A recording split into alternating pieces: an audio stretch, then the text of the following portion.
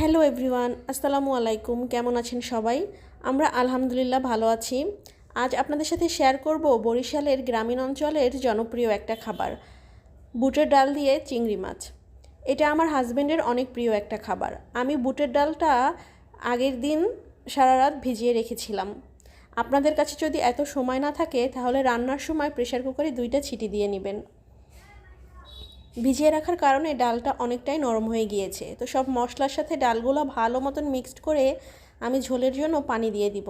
এই রান্নায় চেষ্টা করবেন অবশ্যই গরম পানি দিতে। তো ঝোলটা যখন ফুটে উঠবে আমি তখন ভাজা জিরার গুঁড়া এবং ভাজা গরম মশলার গুঁড়া দিয়ে দিব। খুব বেশি ঝোলের প্রয়োজন পড়বে না, যেহেতু ডালটা আগে থেকে অনেকটা সিদ্ধ হয়ে গিয়েছে। এখন আমি চুলার জালটা বাড়িয়ে দিব এবং আগে থেকে ভেজে রাখা চিংড়ি মাছগুলো অ্যাড করে দিব। আমি এখানে মাঝারি সাইজের চিংড়ি মাছ দিয়ে এই রান্নাটা করেছি। আপনারা আপনাদের পছন্দের মতো যে কোনো সাইজের চিংড়ি দিয়ে করতে পারবেন। তবে এই রান্নাটায় এই ধরনের মাঝারি সাইজের চিংড়ি বা এর থেকে যে বড় সাইজের চিংড়িগুলো আমরা শলা চিংড়ি বলি, সেটা দিয়ে করলেই খেতে বেশি ভালো লাগে।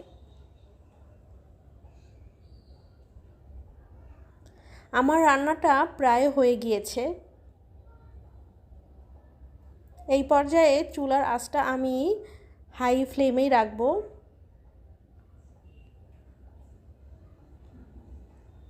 নামানোর আগে কিছু ধনেপাতা দিয়ে দিব। দেখতেই পাচ্ছেন কালারটা মাশাআল্লাহ কত সুন্দর এসেছে, আর খেতেও অসম্ভব মজা হয়েছিল। তো আমার রান্নাটা হয়ে গিয়েছে। এটা হয়েছে আমার রান্নার ফাইনাল লুক। তো সবাই ভালো থাকবেন। আল্লাহ হাফেজ।